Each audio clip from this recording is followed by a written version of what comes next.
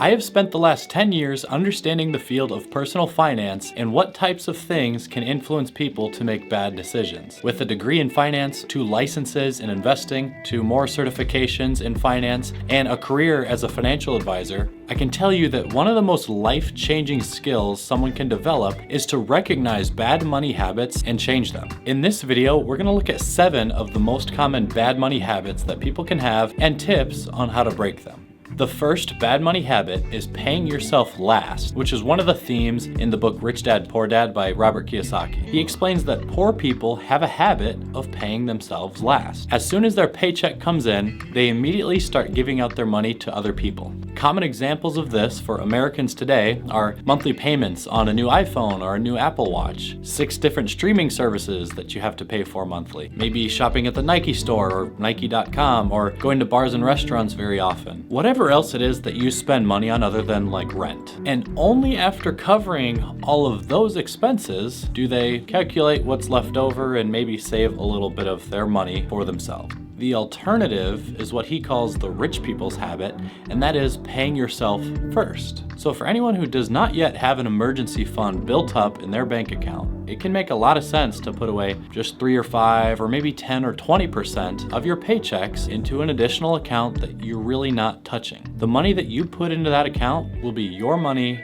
that you get to keep, so you're paying yourself. I understand that people who live paycheck to paycheck will say that they can't afford to put 10% of what they earn into a savings account that they're not using for expenses. But I would encourage you to try out this exercise if only for 1 month. Just give it a shot. Once you get paid, move some money over to your savings account right away, and then with what you have left, figure out how to cover your monthly bills. In doing so, you'll find out what things you're able to cut out of your life that aren't real necessities for you. And if you do this exercise, you may find that you actually enjoy seeing the balance of your savings account build up. That is, you actually enjoy paying yourself more than you really enjoyed paying all those other companies for other things. You might actually like doing this because building an emergency fund like this can create a sense of confidence in your own financial situation. That feeling of confidence often will outweigh the amount of joy you get from going to Chipotle 3 times a week or something like that. The second common habit that we need to break here is using bad debt. People seem to be getting more and more comfortable with this nowadays since the last big recession in 2008.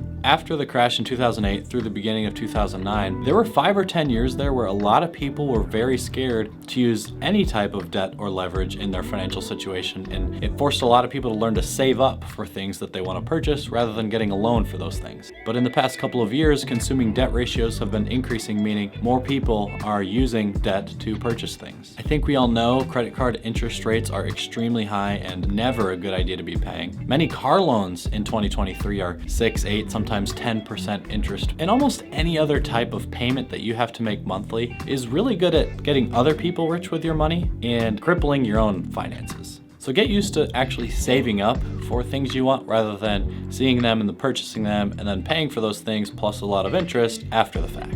Now, saving up inherently requires patience, but that's really all it requires. I'm just saying to exercise some patience in your consumer spending, and that's gonna put you in a better financial situation. And trust me, if you've never had thousands and thousands of dollars of credit card debt, there are a lot of people who do, and it's extremely stressful. You do not want to get yourself in that type of a hole. Number 3 is not knowing your income and expenses. It can be very difficult to monitor if you're eating away at all of your monthly income and then potentially plus some additional savings, unless you are actually budgeting. This was something I had to retrain myself on at one point in my life because my lifestyle was drifting to become more expensive as I had gotten some raises in my job. That lifestyle drift is pretty common, and what can happen is that the additional cost of other things can outpace the actual increase in income that we're earning, meaning that our net incomes are actually getting worse, even though it might outwardly look like we're doing better, and that's really just a front for other people while you're crippling yourself. Rich people know exactly where they stand financially and proactively plan to get to the next step, to get themselves to where they want to be. Trust me, just writing your income and expenses down and understanding where they are all at can be a pretty motivating factor in you wanting to decrease the amount of money going out the door so that that net number at the end of each month looks a little bit better. The fourth bad money habit is a bit of a different angle from the first three, but still very important. And that is not to only focus focus on saving money. The premise here is that you just can't build real wealth over time if you never make more than $50,000 in any given year throughout your career. So another focus during that entire period needs to be on building your skill set and the value that you can provide either in selling a good or a service, because those things will ultimately increase your earnings potential down the road. Now, don't get me wrong, I've seen people who have never made more than $50,000 in any given year that they've worked, and they're able to retire at 65 years old with over $1 million saved up. They simply put away 10 or 20% of their paycheck every year for like 40 years into a 401k plan, and they never really touched it. So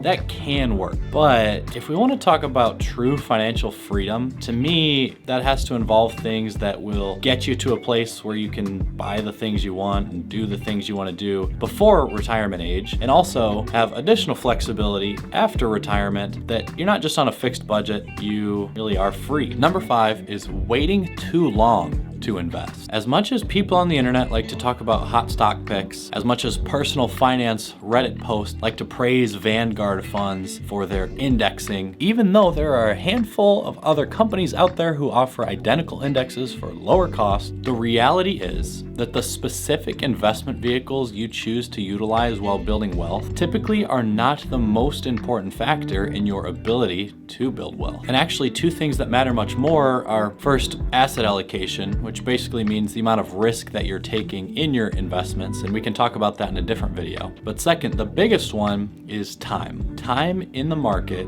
is a remarkable thing. You simply cannot replace the power of compounding interest over the years by getting a bit of a bump through an annual raise or something like that. Now, you typically do need to make sure you have the first 4 things on this list checked off before you get to start investing, but you certainly don't want to wait like 10 or 20 years into your career to start putting money away for your retirement. And here's a clear example of that. If you were to save $200 a month, you earned a relatively modest 6.2% average annual return, and you started putting that money away at age 25, you would have somewhere around $420,000 at retirement. Now, if you save the same $200 a month, you earn the same expected annual return of 6.2%, but you wait 10 more years and you don't start doing this until you're 35 years old, then you're gonna have almost less than half of that final balance at retirement, just shy of $210,000. And the numbers in those scenarios only get worse if you wait till after like 40 years old to start saving. So handle your business, get yourself to the point where you can actually start putting money away each month, and you're gonna be very, very happy you did that. The 6th bad money habit is just not caring enough. If you don't care about your finances, you're very unlikely to actually take the steps necessary to start making responsible decisions with them. Maybe it's because you're not a numbers person, or maybe it's because you have a lot of stress around your finances because you know you're struggling. Whatever the reasons could be, you need to embrace your financial planning if you want to have a successful and ultimately happy life. So much of our modern society is built around this economic system that we all exist in, and because of that, money really does equal freedom in many senses of the word. Sometimes just forcing yourself to care about your finances will be enough to kickstart your life into the next gear and find the freedom you need to be the person who you really want to be.